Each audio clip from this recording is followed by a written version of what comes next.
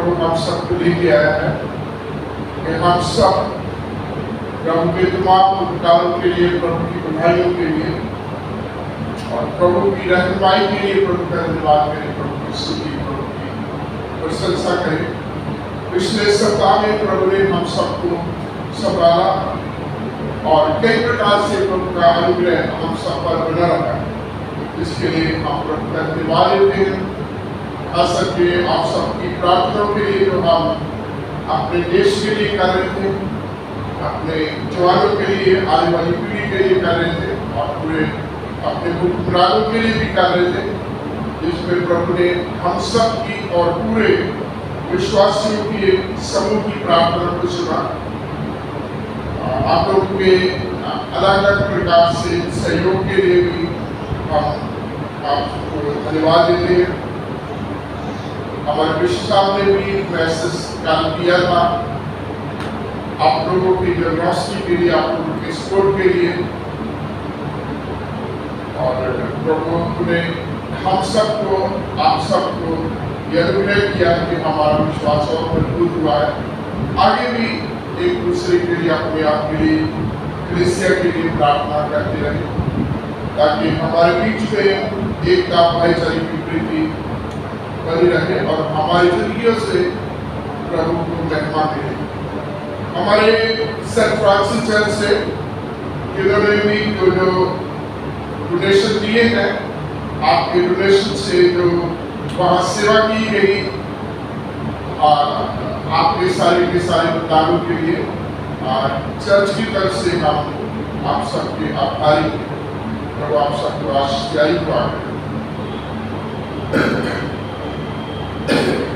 हमारे महान शक्तिमान हमारे दयालु प्रभु, धन्यवाद स्तुति प्रशंसा करते हुए हम आपके कदमों में आते हैं, क्योंकि आप हमारे महान ईश्वर हैं, दयालु प्रभु हैं। आप हम सब के संग रहने वाले, हमारे प्रार्थनाओं को सुनने वाले, हमारे विश्वास को मजबूत करने वाले और हमारी तमाम कमियों, गलतियों, कमजोरियों, दुर्बलताओं में हमारे साथ रह करके हमें उठाए रखने वाले, लिए फिरने वाले प्रभु हैं। हम आपका धन्यवाद देते हैं आज के इस समय को जो पिता परमेश्वर ने हमें दिया कि हम आपके वचनों के ऊपर मनन करें, आप अपने आत्मा के द्वारा हमारी अगुवाई करें, ताकि पिता परमेश्वर जो आपसे हम बात करना चाहते हैं, तेरा वचन हमसे बात करें। पिता परमेश्वर हमारी नहीं बल्कि आपकी मर्जी पूरी हो, जिससे आपका नाम ऊंचे पर उठाया जा सके और आपको महिमा मिले। इस प्रार्थना को सुने हमारे प्रभु और उद्धारकर्ता मसीह यीशु के पवित्र नाम में, आमीन। हमारे बीच में आज हमने 5 वचन पढ़े हैं और 5 यशायाह नबी की किताब उसका 46वां अध्याय और उसके 1 वचन से हमने 7 वचन पढ़े हैं। उससे पहले निर्गमन कि कैसे परमेश्वर लोगों की जिंदगियों में काम करते थे और वो प्रभु की महिमा प्रतिमा को और हाथ की बनाई हुई अपनी कारागिरी की मूर्तियों को देते थे। और परमेश्वर ने अलग अलग जगहों पर लिखा, परमेश्वर ने उनको दीदी इब्राहिम को बातचीत दिया। यशायाह कहता है 46 के 3 वचन में, हे याकूब के घराने में, इस्राएल के घराने के सब बचे हुए लोगों, मेरी ओर कान लगा करके मेरी सुनो। मैं तुम्हारी उत्पत्ति से और तुम्हारे जन्म से तुम्हें लिए फिरता रहा हूँ, उठाए रहा हूँ, संभाले रहा हूँ और तुम्हारे बात पकड़ने तक भी मैं वैसा ही बना रहूंगा। और यहाँ परमेश्वर के पवित्र वचन में देखते हैं कि प्रभु अपनी इंट्रोडक्शन देते हैं, प्रभु अपने कामों के बारे में बताते हैं जो उन्होंने इस्राएल की उत्पत्ति से, जन्म से उनकी जिंदगियों में किया। उनके जन्म से उनको संभाला, उनको लिए फिरते रहा, उनको उठाए रखा और आगे प्रभु प्रतिज्ञा करते हैं कि मैं तुम्हारी बात पकड़ने तक, तुम्हारे बुढ़ापे तक भी मैं वैसा ही बना रहूंगा। जैसे हम परमेश्वर के पवित्र वचनों में पढ़ते हैं कि प्रभु कभी नहीं बदलता, वो हमेशा एक सा है, उसका प्रेम एक सा है, उसकी करुणा, उसकी दया हमेशा एक सी रहती, कभी भी वो खत्म नहीं होती। प्रभु की योजना, प्रभु की वाचाएं हमेशा वैसी की वैसी रहती है जैसे वो करता। अपने वचन को वो कभी भी टलने, कभी भी टूटने नहीं देता। और जहाँ प्रभु जो है इस्राएलियों के साथ कहता है, पहले 2 वचन पढ़ेंगे तो पहला यहाँ पढ़कर बाल देवता, झुक के नंबर देवता, नब के उनकी प्रतिमाएं जो है आप भारी बोझ बन गई है। वो पालतू पशुओं के ऊपर, उनकी बैलगाड़ियों के ऊपर वो उठाई जा रही है। क्योंकि हम देखते हैं कि परमेश्वर जिसने इस्राएलियों की जिंदगियों में बड़ा काम किया था, उनको एक लंबी जो है गुलामी से छुटकारा दिया था और उनको 40 साल निरंतर लगातार उनकी अगुवाई की थी। उनकी हर जरूरत को प्रभु ने पूरा किया था। जब प्रभु ने उनकी जिंदगी में काम किया तो वो प्रभु से फिर जाते थे। वो प्रभु को छोड़ करके जहाँ भी जाते थे वहाँ के देवी देवताओं की आराधना, उनकी उपासना करना शुरू कर देते थे। ये कहा जाए तो वो प्रभु के प्रति बेवफा हो जाते थे। प्रभु को छोड़ करके खुद ही जो है अपने बनाए हुए विश्व की वो आराधना करना शुरू कर देते थे। जैसे अभी हमने 32वें ने पढ़ा है कि परमेश्वर का दास मूसा परमेश्वर के साथ लगातार निरंतर समिति में था। 40 दिन 40 रात समिति में था, निराहार प्रभु के सामने रहा, प्रभु से बातचीत कर रहा, उससे व्यवस्था ले रहा। और नीचे ये लोग जिनको प्रभु ने एक बड़े सामर्थ्य ढंग से छुटकारा दिया, गुलामी से बचाया और उनको लेके आ रहा है, वो हारून के ऊपर दबाव डाल रहे हैं कि हमें नहीं पता कि मूसा के साथ क्या हुआ। इसलिए हमारे लिए एक प्रतिमा बनाए, एक बछड़ा बनाए, एक मूर्ति बनाओ जिसको हम आराधना जिसकी हम कर सकें। और जब सोने की बात में तरह तरह के ऑर्नामेंट्स और से उन्होंने लिए, जब उसका बना करके एक बछड़ा बनाया गया तो उसकी आराधना करने वाले की ये वो ईश्वर है जिसने हमें मिस्र की गुलामी से बचाया। और प्रभु ये उनको बताना चाहते हैं कि ये तमाम हाथों की बनाई हुई चीजें, कारीगरों की बनाई हुई चीजें, सोना और चांदी, तरह तरह के धातुओं से बनाई हुई चीजें जो है ये तुम्हें बचाने वाले नहीं। भजन 81 के 10वें वचन में हम पढ़ते हैं कि मैं तुम्हारा वो परमेश्वर हूँ जो तुम्हें मिस्र की बंधुआई से छुड़ा ले आया हूँ और मुझसे प्रार्थना कर, मैं सुनूंगा। मुझसे open your mouth and I will fill, अपना प्रसाद तो मैं इसको भर दूंगा। तो इन लोगों की कमजोरी क्या थी कि प्रभु को छोड़ देते थे और मूर्ति पूजा करना शुरू कर देते थे। मूर्तियों की प्राय देवी देवताओं के पीछे ये करना शुरू कर देते थे। इसलिए यशायाह कहता है, हे इस्राएल के घराने और हे याकूब के घराने में सब बचे हुए लोग मेरी ओर कान लगा करके मेरी सुनो कि मैं वो परमेश्वर को तुम्हें तुम्हारी उत्पत्ति से, तुम्हारे बचपन से तुम्हें उठाए रहा हूँ, तुम्हें संभाले रहा हूँ और तुम्हें लिए फिरता रहा हूँ और मैं तुम्हारे बात पकड़ने तक, तुम्हारे बुढ़ापे तक मैं वैसा ही बना रहूंगा। तो प्रभु की प्रतिज्ञा एक दीर्घ काल की अंत तक जो है साथ रहने की प्रभु उनके साथ प्रतिज्ञा करता है। लेकिन एक प्रश्न करता है 5वें वचन में, तुम किससे मेरी उपमा करोगे, किससे मेरी उपमा करोगे, मेरा किसके साथ मिलाप करोगे कि हम एक समान ठहरे। और फिर आगे जो है मूर्ति के बारे में कि जो है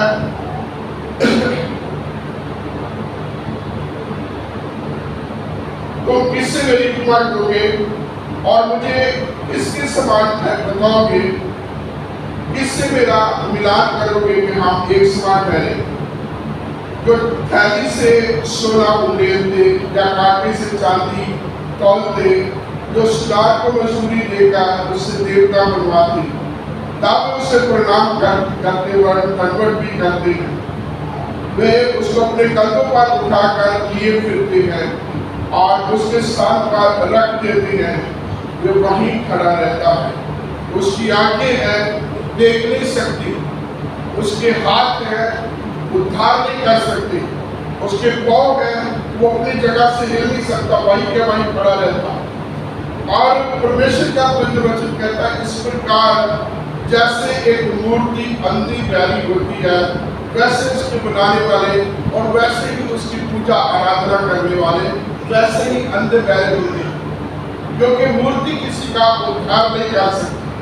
आज 44 में यानी 44 में तो यहाँ प्रभु का पवित्र वचन कहता है कि एक पेड़ की शाखा से, पेड़ की डाली से एक मजदूर जो है एक लकड़ी को काटता है, शाखा को काटता है और उसे जलाता है, खाना बनाता है, अपना पेट भरता है, उसे तापता है और अपने शरीर को गर्म करता है और उसके दूसरे हिस्से से एक मूर्ति बना के मार्केट में लेके जाता है और मार्केट में बेचता है और वहां से खरीदने वाला खरीद कर उसे अपने कंधे पर उठा करके लाता है, उसे एक जगह पर रख देता है।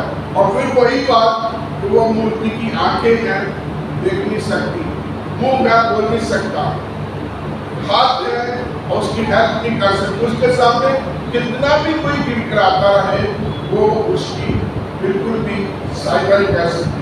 प्रभु का वचन कहता है उसका उद्धार नहीं कर सकती। प्रभु प्रेषित करते किसके साथ मेरी तुलना करो, किसके साथ मेरा मिलान करो, किसके साथ मेरी उपमा करो कि मैं और वो मूर्ति एक समान ठहरे।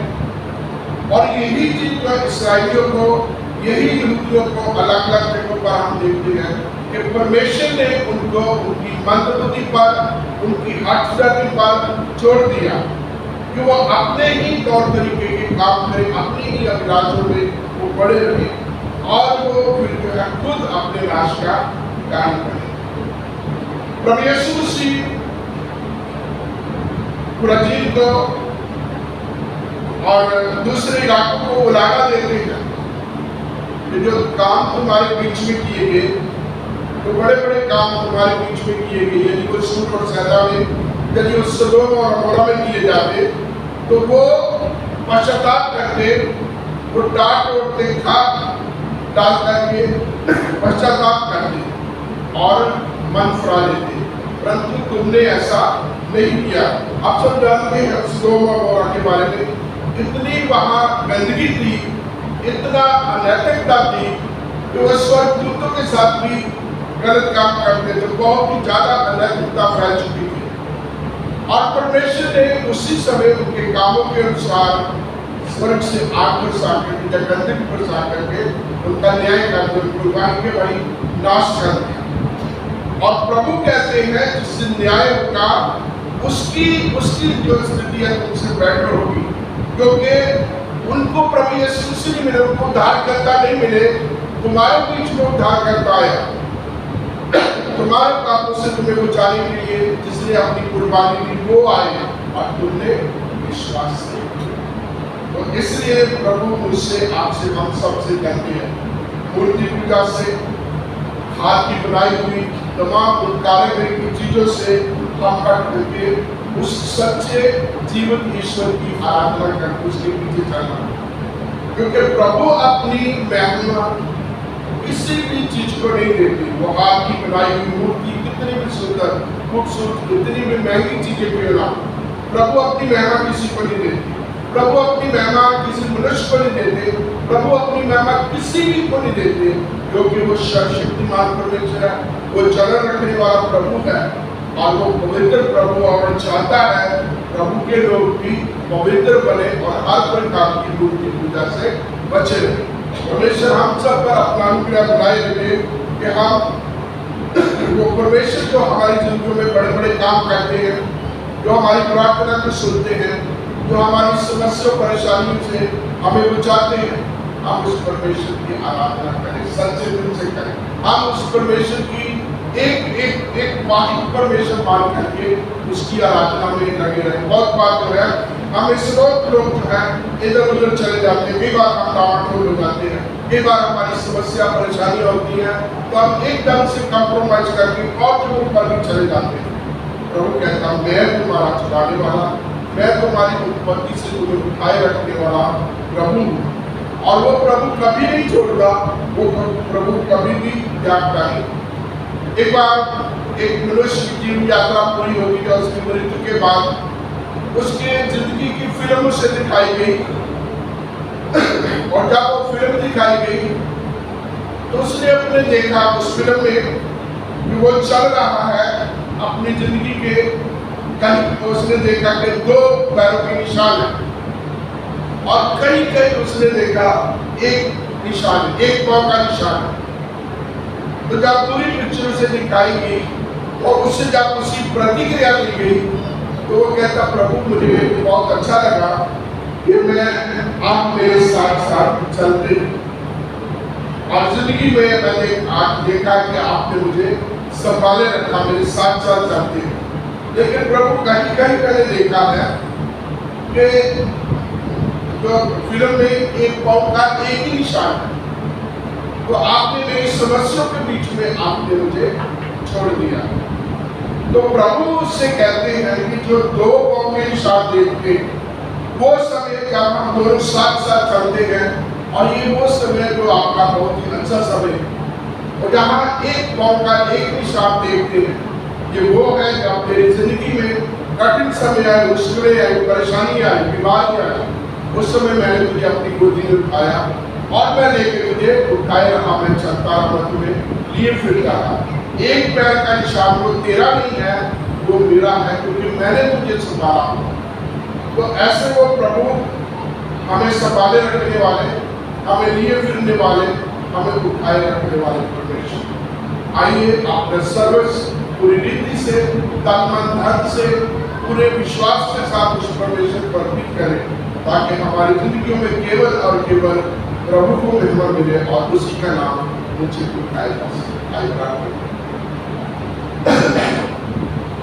हमारे महान शक्तिमान परमेश्वर तेरे पवित्र वचनों के लिए, तेरे बड़े कामों के लिए जो आपने इस्राएलियों के और हमारे जिंदगियों में किए, आपने उत्पत्ति से लेकर, बचपन से लेकर, जन्म से लेकर अब तक अपने लोग को संभाला, अब तक आप उठाए रहते, संभाले रहते और आप तब परमेश्वर बाद रुकने तक हमारे साथ रहना चाहते हैं।